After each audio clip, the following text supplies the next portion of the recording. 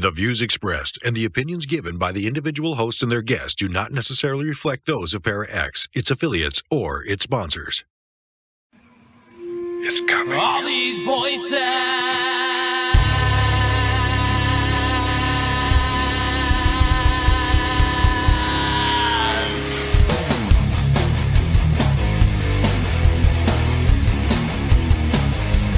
All these voices. All these things you can't explain. All these painful memories. They keep haunting you. It's haunting me. It's just the ghosts of you and me. It's just the smoking gasoline. It's just the ghosts of you and me.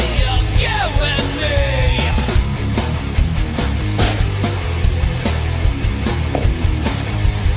All these whispers. My name is James Hershey. Right back. All these shadows in my mind. With my reflection, I can't fight. It's just the ghosts of you and me. It's just the smoking gasoline. It's just the That ought to ghosts do of it. you and me. Of you and me. Don't let them take you away. Don't let them bring you down inside. It's just the mirrors in your mind. Don't let them bring you down.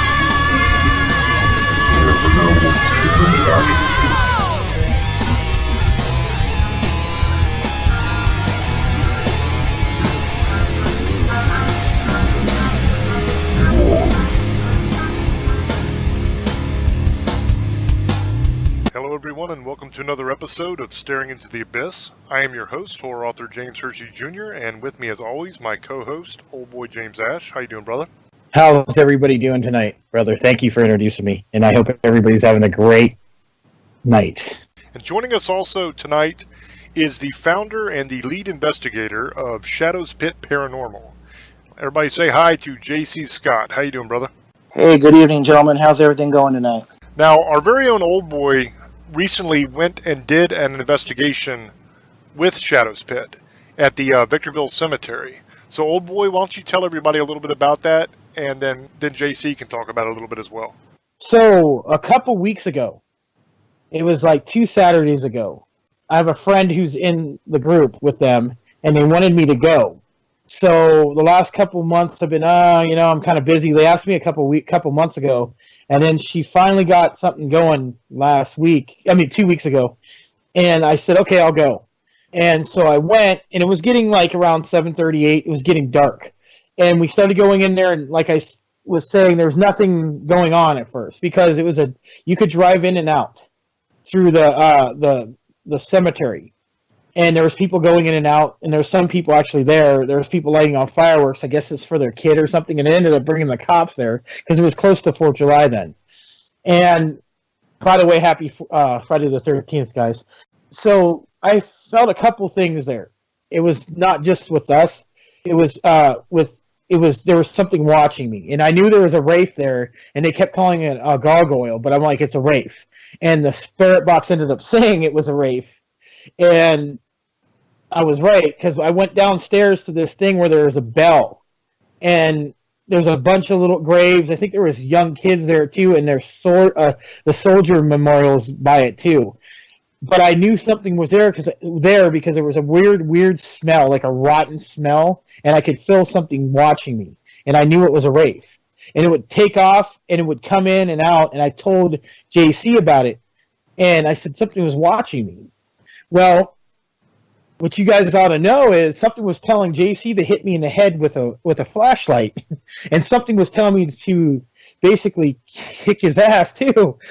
And actually, later when we're almost done leaving, it was telling me to kill him, and it was something evil because something's with me. You guys all know that I've told you guys that. And while we're doing at the soldier memorial, it was talking crap to me. And I was talking crap back to it. Whatever was with me didn't like it, like whatever was saying stuff back. But then he had another one of his team. It was calling him a liar.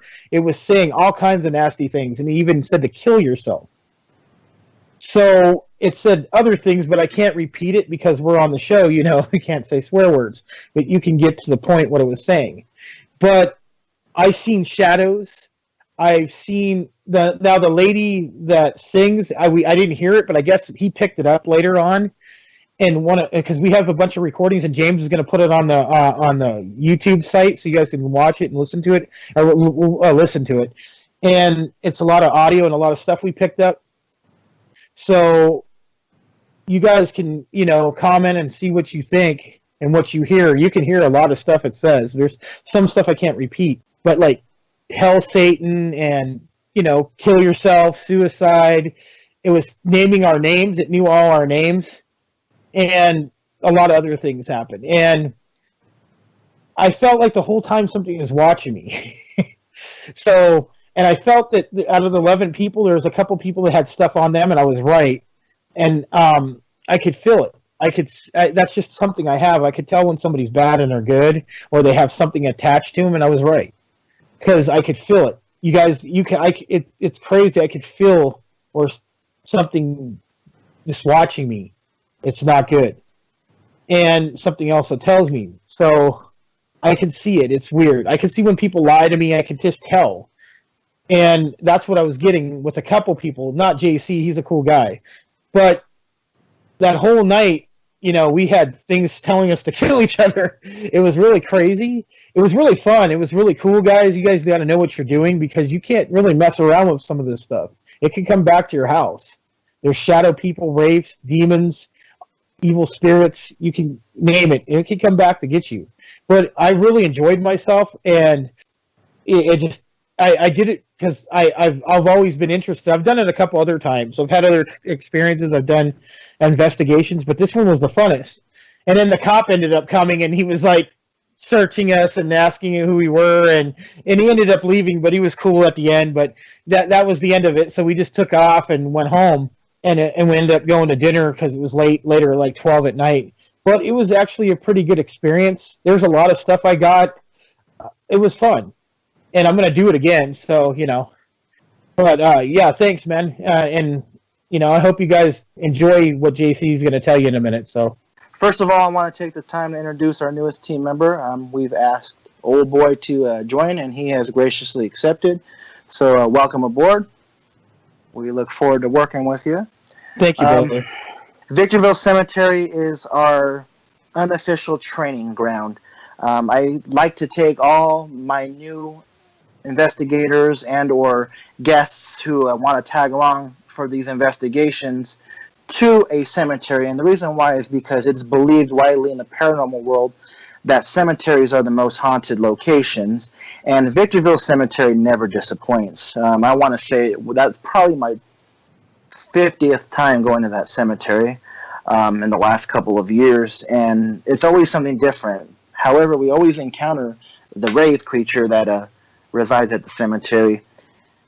So we have always called it a gargoyle because we didn't know exactly what it was, but James was able to clarify that for us, and it actually finally told us over our EchoVox device that it was in fact a wraith. I described it to him in detail, and he was like, yep, that's what that creature is. The first experience that I ever had with the wraith was back in 2016 when our group first started. My ex-girlfriend was walking over by the mausoleum where the creature hangs out, and all of a sudden she just kind of stumbled and fell, and it was like not just a gracious stumble and fall. She actually smacked the ground. And so I kind of looked over to go help her up, and I noticed a creature just all of a sudden just grow really tall. It was really slender, it had pointy ears, and it just kind of ran off into the distance. So, in all these experiences with the wraith, have you ever actually been able to see it, or is it just stuff that has come through the box? I actually physically saw it that night that she got tripped up over it. We have never actually captured video evidence of it. We have gotten EVPs in that very location, as well as our equipment that we carry. We have some of the most state-of-the-art equipment that you can get in the paranormal field, and it always goes off in the area where the Wraith hangs out. Our REM pod will sound. Our SLS camera will pick up the stick figure. Our EVP will get like 3 or 4 EVPs within a 5-minute period. It's just really insane. Like I said, we always thought it was a gargoyle. I knew that wasn't the technical term because it was my understanding to bring up that gargoyles are neutral creatures. And I don't know if you guys have ever seen the old show Charmed, where the source of all evil came to the church and the gargoyle started screaming and he couldn't enter the church. That's kind of what I associated it to. I really never studied gargoyles because I really didn't study mythical creatures until I started journeying into the paranormal world. And even then, gargoyles and wraiths and stuff like that were at the bottom of my list because I'm more interested in demons and malicious spirits and entities and poltergeists and stuff like that. So I didn't know what the technical term or name for it was, and then when I described it to James, he's like, yep, that's exactly what it is. It's a wraith, man. So it was finally good to figure out what it was. I have a buddy of mine who participates in one of our other groups up here in the high desert, and every time he goes to that location, that creature wants him. It threatens him. We've gotten numerous EVPs where it says it wants to kill him and it wants to hurt him. It wants him alone. It's going to follow him and do all kinds of stuff to him, and it's just really insane. Yeah, wraiths are no joke. I mean, they're not your standard ghost. Okay, a wraith is a whole nother ballgame.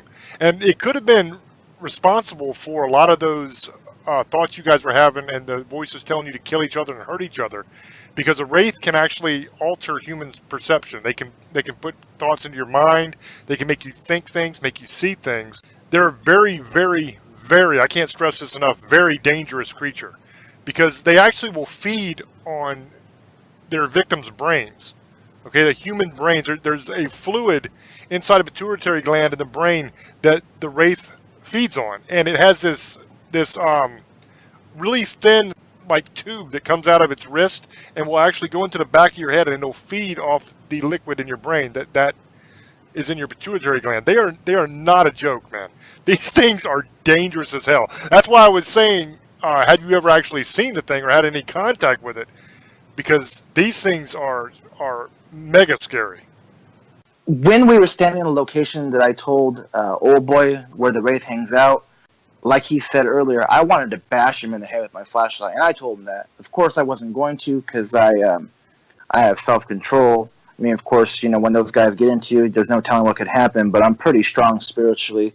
I'm a born-again Christian. I do all the protection circles and wear my crucifix and stuff like that, but it wanted me to hit him and choke him, and I just wanted to be violent with him, and I wasn't going to. I broke out my SB7 spirit box with Old Boy while the rest of the group was kind of probably a good 50 feet away from us doing their own thing, and him and I asked if the creature was good or evil, and we, clear as day, says it was evil on the SB7, and then a couple seconds later it says it was evil again. And then we asked it who it served. At first we thought it said Dark Lord, but when I reviewed the footage, it was actually saying Praise Dark Lord. And then later on we got Hail Satan, which is probably one of the scariest EVPs I've gotten in a long time. The first time we ever went out, we also had the same thing happen where we asked if it was good or evil, and we got a clear as day evil on our spirit box.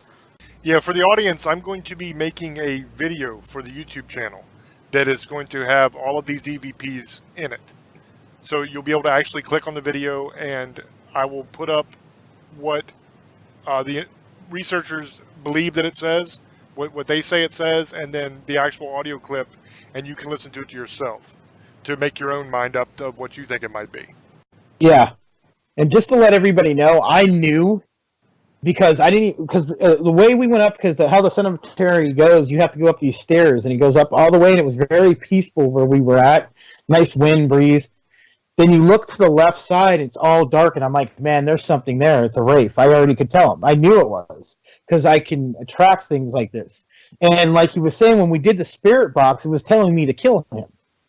And his friend, too, is telling his friend to kill him. So whatever it was didn't like JC, and whatever before that didn't like me, and didn't like what it's in with me. And my thing was saying back, so we were going back and forth. It was pretty hilarious because I'm sitting there arguing with the spirit box, and it people might think I'm crazy, but I know this stuff. I felt it. I could smell it. I could see it. You know, this is something me and James were born to do, and it was like being at.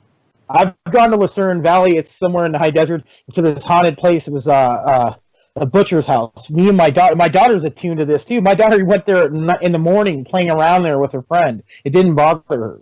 So it's just something that's in our blood. So like I knew there was something there, and I knew there was somebody there out of the 11 people that shouldn't be there. There should be a couple people that shouldn't have been there. And it also would tell me like he had a couple newbies there, and would tell me I would tell him I like watch her because but closer over by the bell where there was like this memorial had a bell in it, and I said don't let her go by herself. And over I can't say the word what he just said a little bit ago where the roses were you could smell because there was a bunch of graves and stuff, so you could like in this one area they had it locked up and you could smell roses. It was real weird, and I felt something was over there watching us. And then this black cat ran by. That was kind of weird too, but there was something there watching. I didn't tell him everything because I didn't want to scare some of his new people that they don't want to ever do this again. But some of the things at that graveyard weren't good, especially when you would go over there by the where they do the funeral stuff. I could feel there was like they had the windows blocked up, and I could see stuff through there. I've seen some of the, it's just the spirits are trapped there, and it was just a lot of energy going there, a lot of good and bad. Like there was one part, it felt like I was in heaven. I was wind blowing in my hair. It felt great, felt peaceful there. But on the other side, for some reason, it just felt that's where all the bad was. And there's something that guards that, and there's something that, like it was the wraith, and it runs around chasing or going after people. You got to be careful when you do this, guys. There's stuff, or shadow people is another one you got to watch out when you go to graveyards. So that's always what could happen. And I felt like something was there, and like he said, I could feel something was telling him to do something to me. I wasn't worried about it. I'm a big dude. He hit me in the head in the flashlight. Wouldn't be the first time, but that's what it does. It tells you to do things, and he had the power not to do it. And it was also going after his friend, but it said the roommate he was living with had something attached to him, and it has something attached to him too, and it kept telling him to kill himself, do bad things. It was weird, and it was doing this. It kept talking to us three for some reason the whole time. It didn't, or JC's, I think it was his daughter. It liked her for some reason. Well, one of the spirits liked talking to her, and I think, and the other three, but the rest of the time it was just us three, except one other member got named, and it just didn't like us for some reason, or want us to destroy each other. It was really weird how it was attacking, because I've done this before and I never had that much activity. So it was crazy how this thing wanted us to destroy each other. Yeah, you have to be careful when you're dealing with the wraith, because like I said, it can almost put ideas into your head. It can cause you to hallucinate, and it will cause you to become emotionally unbalanced. Let's put it that way. It'll make you a little bit crazy. And the thing that really concerns me about this creature is, you said, JC, that you take new people there to the cemetery for investigations, kind of, and guests and stuff like that. You want to be really careful because a wraith can appear to be human. And so when you look at it, it looks just like a normal person. Now, the way that you can tell, there's two different ways. One, its reflection in the mirror will show its true form. So it'll look like a wraith in the mirror instead of like a person. But when you're looking at it normal, you see a person. The second thing is silver will burn its skin. If you touch it with a silver knife, silver coin, anything made of silver, it will burn its skin. And if you actually, the way you kill a wraith is if you can stab it in the heart with your silver knife and then twist the knife, that will kill the wraith. But silver will burn it. So that's two tests that you can use if somebody comes up to you in the cemetery talking to you or whatever, to make sure that it's a normal person. Yeah, I thoroughly screen my investigators before I allow them to come with us. And the reason why I do this is I had to make sure that they're not suffering from any kind of emotional turmoil or something that could open them up for attachment. Because the last thing I'd want to have to do is, because I don't do any cleansings, I take a full 100% scientific approach to all my investigations. As a Christian man, I have strong faith, but I don't feel like my faith is strong enough to cleanse someone from any kind of attachment or even a possession, God forbid. But I do work with other groups that do cleansings and that deal with disposing of Ouija boards and any other kind of item of the occult. That's something that I'm really strict upon. I don't allow any kind of items that can be considered occult with the group or what they do on their own. That's their business. But when it's investigation time, we use some of the most state-of-the-art equipment that you've probably seen on Ghost Adventures or some of those other more popular shows nowadays that you see on TV, Paranormal Lockdown. If it's out, we probably have it. Some stuff I don't think works, so I don't use anymore. I got the Tesla Spirit Radio. I bought it from a website from a real popular place. I don't want to say its name because I don't know if we can or not. But I feel like it doesn't work, and I wasted money. And then I've got other pieces of equipment that I thought weren't going to work, and they work wonders.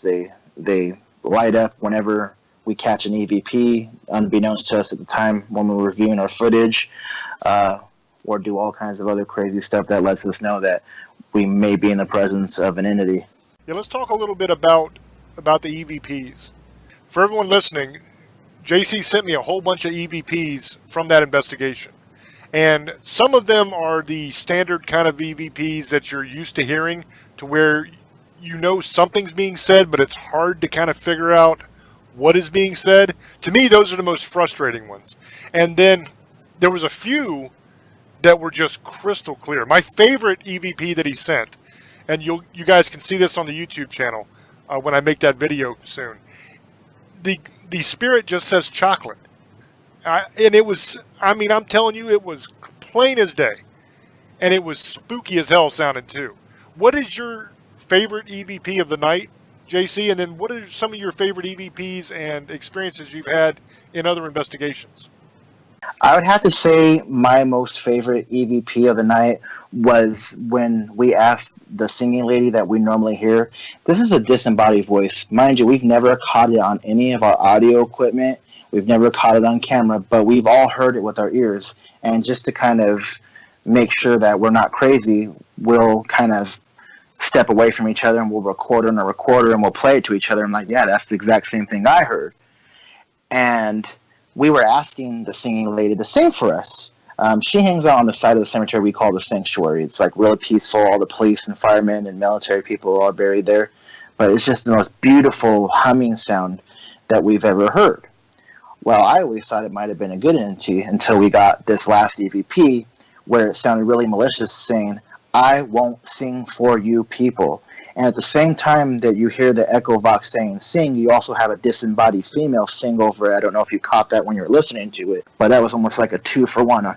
And I was like, man, if we're asking politely and it's saying it's not going to, are we dealing with some kind of enchantress that's trying to sway us over to that side of the cemetery? Because truth be told, we never breached that side of the cemetery until this last investigation. And for whatever reason, we would hear the singing and we'd never go that way, like almost like there was a barrier, until I decided, hey, there's some reason why we're not going in that direction and we need to this time, no matter what happens. So I took Old Boy, my daughter Samantha, and Randy, and that's where we encountered the people blowing off the fireworks, so it kind of put a damper in our plans on that side. But as soon as they blew out the fireworks, law enforcement did show up a little bit later. The response time is not that great out there, but it kind of put an end to our night. We were planning on being out there for about 4 to 5 hours, and we wound up cutting in half to about 2.5 hours. One of my favorite places to go in the high desert is a little place called Gobar Ranch in Lucerne Valley. This place is very haunted. Other teams that I've worked with swear that there's something evil there, something demonic, and I would believe it. I didn't send these EVPs to you. I'll probably send them to you after this call is over. But we got this thing's calling us a bunch of names like the F word and telling us it's effing with us and just different things. We even had one time where we were all scared out of there because we had a door slam. I caught it on my recorder. It was loud as day. Well, here's one problem with this is there was no door to slam. So what got slammed that loud there where it scared, 6 grown men out of the building? And one of the things that happened too last time that we went there, it was my inaugural investigation with my new team. And I have a EVP that's clear as day saying terrorize Sherry. Sherry's my group medium. She's probably the most experienced, as I previously alluded. She takes all the demonology courses and does all the classes and stuff, does all the studies. And so she's highly respected in the group. So the spirits know that, and they felt that they needed to terrorize her. And truth be told, after I caught that EVP, when I was reviewing my evidence that day, it took me a good 6-7 hours to start listening to my recorder again because it kind of shook me. I was like, man, what could be there that's so violent, so intense that it wants to terrorize one of my people? Because when we go into these locations, we let the spirits know that we're there to learn. We're not there to disrespect anybody. We don't provoke them. We don't antagonize them. We just want to know, is there life after death? Do we go to heaven? Do we go to hell? Do we stay on earth? A combination of all three? What really happens after we die? What is on that plane? Is it actually a spiritual plane, or is it an alternate universe or a parallel universe? And those are the answers that we seek out. Yeah, the scary thing is you're not always just dealing with ghosts, and that's what I'm kind of preaching to the choir here. I understand that, but for the people that are listening, that's what everybody needs to understand about paranormal investigating. And this show tonight, I think, has covered some good ground because it is a perfect example of what can happen on one of these things. You guys are going to a cemetery, you want to talk to some ghosts, it's all fun and games, and then a race shows up. That's dangerous, okay? You're equipped to handle that. Old Boy's equipped to handle that. Old Boy knows a tremendous amount about race and about this stuff. So you're in great hands. But what worries me and scares me is that you have people out here that watch one of the shows on TV, like, Ghost Adventures or, one of those other shows. And they say, oh, I want to do that. That looks fun. Then they go out and they start messing around, but they don't have people with them that have the knowledge. And they get themselves in these situations, and it doesn't always end too well, And that's, I think, a message that we really need to try to drive home to the young people that are just coming up in this field. These things are dangerous, okay? There are things that go bump in the night. Evil does exist. There are demons out there. There are all kinds of different creatures. It is not all make-believe. And they will kill you. And they will kill you bloody. And I just wish that more people understood that. I mean, you get where I'm coming from there, JC? Yes, sir. We actually have a rule. If we go out investigating, we don't go with any less than 3 people. And during our investigations, if we split off from the group more than 25 yards, I call it power of 2. I tell them, power of 2, guys, power of 2, which is their signal, hey, grab someone to go with you. You're not going alone. I don't care if you're within visual, whatever, because you never know what might happen within that time frame. Someone could walk over. We could be standing next to a grave, and they can walk to a grave that's 25 feet over by themselves. The next thing you know, it's something attached to them, and they're all disoriented and confused, and you don't know what's going on because you don't know what transpired in that few seconds that you were separated. And there's also the factor, too, you got the physical elements, because we deal with wild animals. We deal with crazy people. I've had a mountain lion come down on us. I was with an associate team in Mountain Pass, California, which is by the Nevada border, with the Murphy Paranormal. He's a California High Patrol officer. And him and I had to draw our firearm on this creature. It was a mountain lion. And if we would have gone alone without a firearm, or if someone would have been by themselves who didn't have a firearm, they would have been lion's food. Now, I don't know what possessed this creature to come down from the hills, But when it did and we drew, it almost knew that had guns pointed out. I don't know if the spirits told this mountain lion to leave us alone, or maybe it recognized the guns been fired at before, but got that. And there's been also a time where at the cemetery, because it's in downtown Victorville, which is not the nicest of areas. It's a pretty rough neighborhood. We've had crazy people run up on us, and if it wasn't for our group being so massive, we might have been involved in some kind of altercation that we don't know what would have happened. Our safety would have been jeopardized. Someone could have gotten hurt. I used to always carry my firearm because I used to have a CCW permit, but I let it lapse. When I got married, I changed my last name. And that's not what you think. My family, we wanted to start our own tradition and our own last name, so we did. But I knew that when I did that, they were going to redo my background check, so now I'm on the waiting list. But I always also carry my crucifix. I have it tattooed on my arm too, but I don't feel like that's enough protection. I wear my cross. It's been blessed. I've been doing this paranormal investigation and research since 2012, and I didn't start going out in the field until 2016. But I've never, knock on wood, I've never been attached. I've never been followed home. I've never had any dreams, because before I started doing this, I spent the years researching it, developing my techniques, protection. We have a multicultural group, multi-faith group, and I encourage everyone in my group to participate in a circle. Everyone gets a chance to lead it at some point, and I just say, don't take any disrespect, whether you're Wiccan, pagan, Christian, Jewish, whatever. You're not dealing with a normal human being. You're dealing with spirits that may or may not want to hurt you, may or may not want to follow you home. We also are very strict about taking anything from any location. I don't care if it's a small pebble. I don't care if it's a leaf that you thought was pretty. We don't know what might be attached to that thing. And like I said earlier, we do thorough interviews. I don't just let any Tom, Dick, or Harry go. I make sure that this person doesn't have any emotional turmoil. I make sure that they're getting into this group because they truly want to investigate the paranormal. They're not in it for the fame. They're not in it for the adrenaline rush. These are people that truly want to get involved, and they want to help people understand the paranormal world. Now, you said that you had run-ins with the Wraith at that location before, correct? Yes, sir, several times. Okay, so this is what I'm thinking. We know that there is a Wraith active in that location.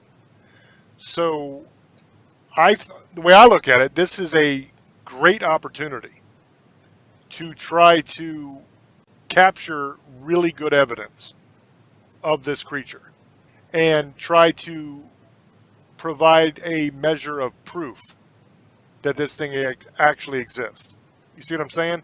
So would it be possible in the future to do some more things there and to focus on that Wraith and trying to gather as much evidence as possible? Would you be up for that, old boy? Yeah, I'm cool with it, man. It's not, like I said, it's up to JC. I'll go back there, and like I said, I think, I'm being honest with you, I think you shouldn't take as many people. It shouldn't be the whole group, because the Wraith can feed on the weakest link, if you know what I mean, and it will separate them, and I don't want anybody to get hurt, like James said, and I think that it should be only like maybe the middle level people who know what they're doing. If it's probably something you don't, I know that's the place you want to go to start people out, but I don't know if that's the place you want to go after being there. That's kind of a higher level area, coming to find out after being there. So especially there's a Wraith running around, and I'm going to be honest, I felt a shadow person. I felt that something was up in those hills, because where we were at on the left side is where they have all the military and stuff like that. I could feel like something was running around there, and it looked like a shadow. So that's another thing no one wants to get stuck on, because shadow people can follow you. Shadow people are a whole another level of evil, and that's something you don't want coming to your house. So, and I've dealt with shadow people. I've dealt with a man in the hat. I've dealt with demons you would ever want to deal with, and that's the only thing I'm kind of worried about. is that something was telling me to watch some of his people, so I did some of the newer people. Because what it will do, the Wraith will get into your head and make you feel bad about yourself or make you hurt somebody like it was trying to do the JC. And that's what you got to worry about, because JC could protect himself. He's dealt with this. But if you get a newer person in that has emotional problems, they could tell you whatever you want, JC, but, oh, I'm cool, this and that. But if they have some kind of thing that, they're not telling the truth, not everybody tells the truth. They could lie as plain as day, you would never know. But they could end up doing something to somebody, and that's the thing I was going to let you know. I kind of agree with James. That's something you don't want. Now you guys know what you're dealing with. You don't know if you really want to, you might want to read up about the Wraith, and you'll understand what we're talking about. The Wraith is more of a flesh and blood kind of creature than it is a spiritual kind of creature. So you're not dealing with here a ghost. What you're dealing with is, I guess, a monster is really the only way to say it. I mean, this thing is as real as me and you. You can touch it. It can bleed, it can die. It's not like a spiritual thing. It can communicate in your mind. It can activate the box. It can do all kinds of things. But these things are definitely flesh and blood. Now, here's an issue that we had with it that night I forgot to mention earlier. We actually took a brand new state-of-the-art video camera with us that night. It has night vision. It's got a wide-angle lens. It has a very high, powerful boom mic. I had just got it the week before, and I tested that thing thoroughly before we went to the cemetery. When we got to the cemetery, we could not get it to work. We reset it several times. We had to take the battery out and put it back in. It would not work. We had a green screen, and we went from the green screen to the fuzzy white screen. Just would not work. Soon as we left the cemetery, I'm like, what the heck, man? What's going on with my camera? Thinking I need to return it. Worked just fine. No problems. So then I wanted to test it again a couple days later to see if maybe I could duplicate what was going on. And same thing. It worked perfectly fine. So I have no idea. I don't know if there was something there that didn't want to be filmed or what was going on. But it was definitely an anomaly that we normally don't deal with. I've had equipment where batteries drained, and that's common in the paranormal world. Spirits will drain energy from batteries and stuff so they can manifest. But I gotten smart over the years, and I started buying backup batteries that connect directly to the camera so that it's not running on its internal battery, and I still couldn't get that thing to work for the life of me. Yeah, like I told you before, a Wraith will show its true form in a reflection. So if you have a mirror or something like that, you'll be able to see the Wraith's true form. Another way that you can see a Wraith's true form is with a psychic medium. They can actually see what the Wraith is. They can see past that illusion that it puts forth. Maybe the reason your camera didn't work is because it did not want to be picked up. Because maybe if you film it, just like with a mirror, maybe you see its true form as well. I'm not exactly sure how cameras work as far as the technology of how it actually works, but I'm sure that there's a reflection in there somewhere. I'm sure that there's a mirror that is bouncing the image off and then recording it somehow. I don't know how it works, but I'm saying I'm pretty sure that there's some sort of reflection going on inside the camera. So maybe you'd be able to see its true form with the camera. That'd be an interesting thing to test. If you could actually find this thing and try to film it, if your camera would work.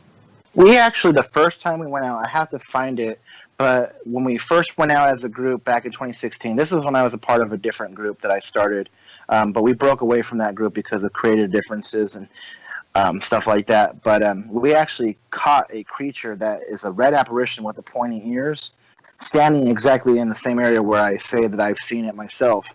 I really wish the night that my ex got tripped up on it, I could have snapped a picture, but I just couldn't get to my camera fast enough. By the time I saw it and watched it grow and just run away, it was too late. It was almost like instantaneous. But like I said, she didn't just stumble graciously or a little trip and catch herself. She fell to the ground, and it was insane. There was nothing there to trip her up. Like, I went over there and looked to make sure there wasn't a gravestone that she tripped on or a root or anything. It's almost like she tripped on the air.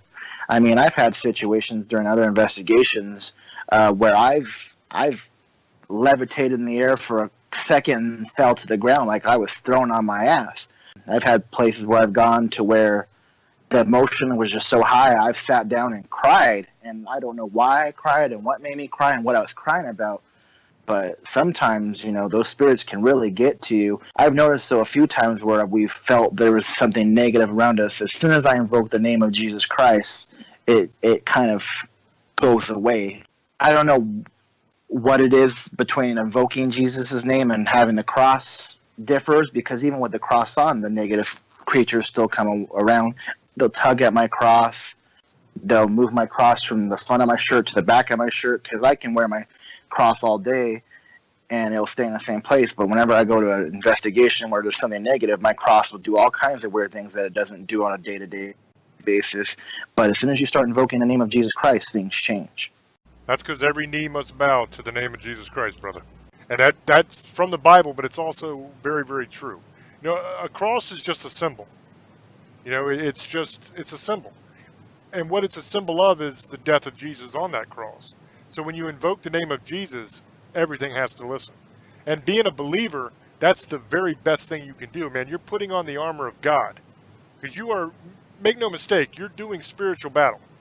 Okay, you're going in there against demons and against shadow people and unclean spirits and things that are not good. So putting on the armor of God by invoking the name of Jesus Christ, that's a sure win every time. My medium, Sherry, she's very, very, very clairvoyant. And she invokes the spirit of the Archangel St. Michael. And we noticed a big change whenever she invokes him. I kind of, at first, didn't believe in her abilities because I think she was afraid of thinking that she was crazy or something. So she didn't kind of go into her full potential of what her abilities were. Now, I do have to back up a little bit. I do have the belief that every single person in this world has some kind of sixth sense or third eye, if you will. They just either A, choose to ignore it, or B, it's unbeknownst to them that they have these abilities. I believe my ability is to be able to read past. I had a coworker before that I read his past because it just came to me really clear, and he was kind of skeptical at first, but then I started telling him about a relative that got pinched at the border. I told him her name. I told her time and day, how she got pinched, what happened to her afterward, and his mouth was just like wide, and he was like, is that public record? Like, how could you have known about that? And I said, brother, I don't know. It just came to me. And then I had another friend of mine that she had some trauma go on when she was a child, and she never told anybody about it, and I uncovered it to her, and like to the point where she was in tears. She's like, I've never told anybody about that.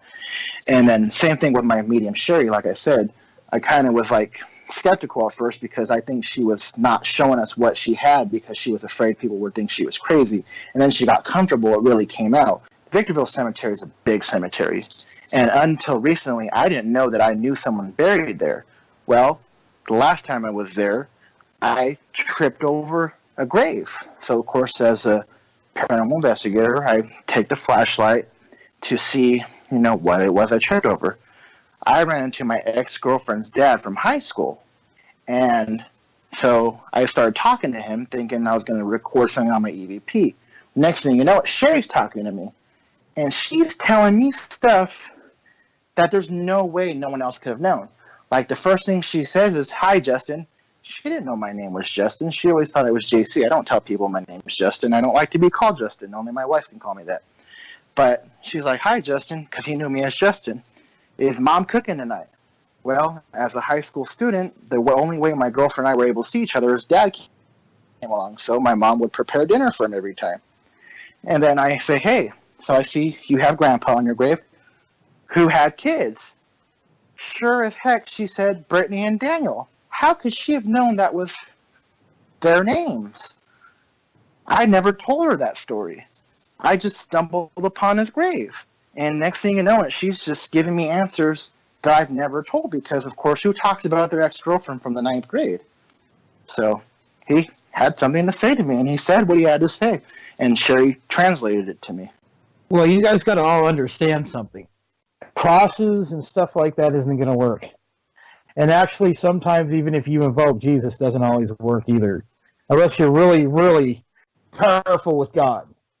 Because sometimes you can be dealing with more than just a regular demon. If it's an archangel, it's going to be hard, or a fallen angel, it's not a demon. People need to start realizing that that's not all you're dealing with sometimes. Like with what I deal with is a fallen angel. It's a little bit different. It is scared of God to a point, but you could do whatever you want with your crosses, ain't gonna work. I've had people do that. My mom's a reverend. That didn't work on me. Holy water didn't work on me.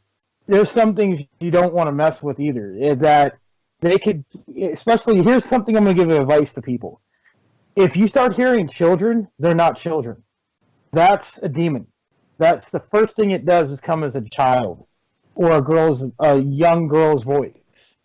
And then trust me, it will get worse. When you hear a baby's voice crying, that's something evil. And I've seen people do the cross thing, and what you were saying why it's not working is because that's an image. That means nothing. If somebody has the power of God, they have the power of God. It just happens. It doesn't matter you have a book or a cross. That doesn't make you believe in God. Believing in faith in whatever you believe in is in God, especially. That's where you're going to get your power at. Not out of a Bible. Not out of you'll see him reading the Bible and getting all these, exorcism going. That doesn't work. Why do you think people die after this? Because, yeah, you might have got one demon out, but they could have 20 demons in them. It doesn't necessarily mean it's going to work. Some people have died, even when they thought they got it out. And some people got changed. They never had the demon again. You got to realize what you're messing with. If you have any doubt, like you hate your life or something, it will feed on that. And you can end up getting changed into something getting into you. Because when all these people go out there, you don't know what they really think in their head, just with anybody. You might have somebody, and I've heard this, my friend from another show, a popular show on Para X, was talking to me that she had a kid that was a teenager, was going out to these things that, like you do, investigations, but he was doing it for purpose and was talking to demons.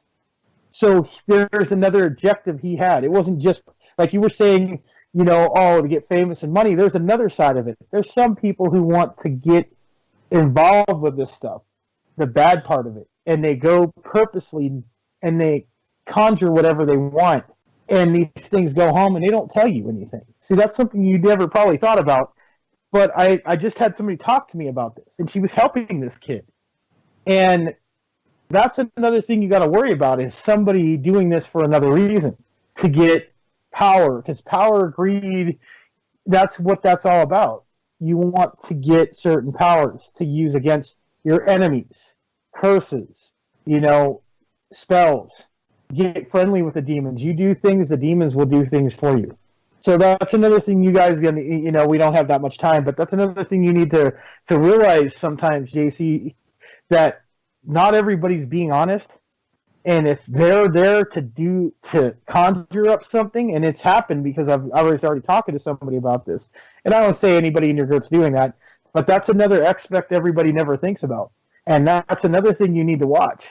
Trust me when I say I take the utmost caution when it comes to that stuff. I've actually pissed people off and had people leave my team because we've driven hours to a location, and 10 minutes in, my instinct tells me, hey, get out of here. And I'm like, done. This investigation is over. And they're like, oh, man, no, you don't want to deal with what I'm feeling here. You don't want to be around this. And I've actually thrown people out of investigations because they were doing some shady stuff that was borderline provoking and challenging these entities. I've disinvited people from the group. I've told people they're not welcome anymore.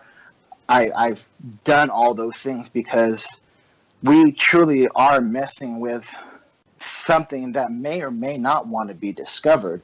And that's why, like I said, I like to take a scientific approach to this. All my equipment that I use is all scientific stuff. We don't use anything that, like, I don't use pendulums, I don't use dowsing rods, Ouija boards. I don't allow none of that stuff. What the members do on their own time, cool. I even had one of my members wanted to bring tarot cards one time, and I said, no, you can do that on your own. If the other members want readings, cool, but don't bring it to my investigations. And they understood the reason why we do that, because I do, as a born-again Christian, as a believer in Christ and a follower, that you can open yourself up to something demonic. You can bring this home. This could tear apart your family, your life, your job. These things aren't to be taken lightly. I believe that if they wanted to, they can put their finger and kill you. And there's nothing you could do about it. So when I feel like things are getting too intense or is getting too spiritually driven, I cut it. And whether I disappoint the team members or not, I've made it clear from day one, hey, this is a paranormal investigation group. We are not ghost hunters. We're not ghostbusters. We are paranormal investigators and researchers. Nothing more, nothing less. The scientific equipment is great for proving the existence of these things. Okay, to provide evidence, that's wonderful. But the spiritual side of it is, I think, equally important. Not necessarily for the proof aspect and the evidence aspect, but for the safety aspect. Because I'll tell you right now, if a demon wants to possess an unsaved person, there's nothing you can do about it. You're not going to stop it. It doesn't matter what prayers you say. It doesn't matter what you do. That demon can follow that person home. They will possess that person if they want to. Now, if you're a saved individual, then you cannot be possessed. Okay, a demon cannot possess a Christian, somebody who's saved, who has the Holy Spirit inside of them. They cannot possess that person. But what a demon can do is follow you home and destroy your entire family, just like you were saying. So even for us believers who are saved, we may not be able to be possessed, but they can do a tremendous amount of damage to our families and our lives. So it's very important, like I was saying earlier, to put on the armor of God, to really be aware of that. You know, I understand what you're saying about you do a scientific investigation. That's wonderful. That's the way to do it if you're trying to get evidence and research. That's awesome. And I know that you don't forget about the spiritual side, but I'm saying this for the people listening at home. Make sure you guys remember that you are doing spiritual battle here. You know, whether you believe in God or not really doesn't matter, because these things are real and they're going to come after you if they want to. So you got to be prepared. So that's one thing that I would touch on as well with the people listening at home.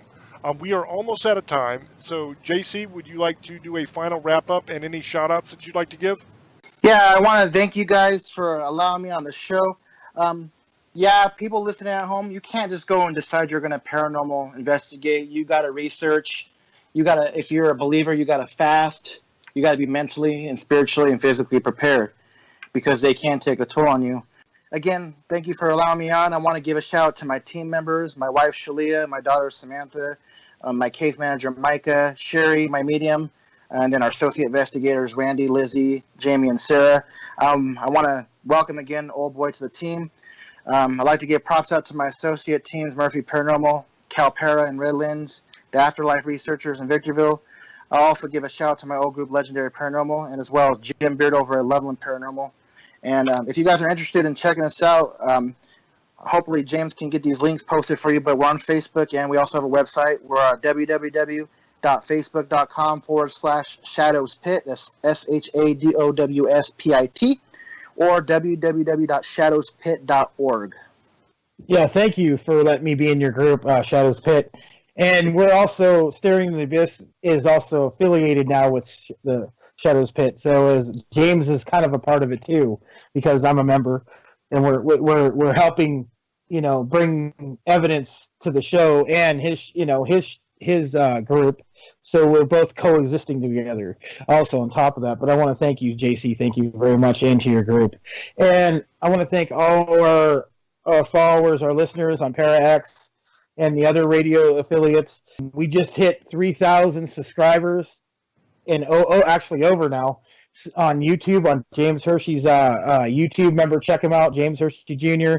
Subscribe, listen to all our old videos and new videos. And Also, you can get merchandise. He'll tell you the site in a minute, like he always does. I want to thank everybody. I love you guys. Happy Friday the 13th. I love you, Sugar Ladies, Misfits, and Hunters. I love you. And blessed be. Have a good night. If I could do one final thing, if you are going to join a paranormal team or even thinking about starting your own, if you're doing it for the glitz and glamour or try to get a TV show or something like that, you're in it for the wrong reasons. Please don't do that. Please do your research. This is not something to be played with. This is very serious. I'd like to thank JC for being on tonight. And we're going to try to bring forth a whole bunch of evidence. It'll all be on the YouTube channel. That's youtube.com/James Hershey Jr. I'll have a video up within the next week with all of the EVPs from this investigation that Old Boy went on. And in the future, we'll have other videos up on the channel with different bits of evidence from Shadow's Pit. And we're going to try to get some documentation, some proof of this wraith if possible. We're going to see what we can do on that. What we do here on Staring is we try to answer these questions. You know, we're looking for the answers. We're doing research and we're trying to prove the existence of some of these things, and we're trying to educate people about them. And I think that we do a fairly decent job of that, and we're going to continue to do that. And this partnership that we have now with Shadow's Pit is going to be a great thing, I think, to further that goal of presenting evidence and doing research and trying to solve some of these questions. The merchandise store is teespring.com/stores/staring into the abyss. That's Teespring, TEESPRING.com/stores with an S on the end /staring into the abyss. On that site, you can find all the merch for Staring. There's t-shirts, sweatshirts, hoodies, tank tops, flags, banners, posters, all kinds of jazz. There's just tons of stuff there. So if you're in the mood for merch, if that's the kind of thing you're into and you want some Staring merch, that's the site to go to check it out. We just thank you guys, man. We really do, because without you guys listening, and we're in like 29 countries now, I think it is. Oh boy, is that right? 29 countries? 31. Oh, 31 now? Okay. We're in 31 countries around the world now, Staring is.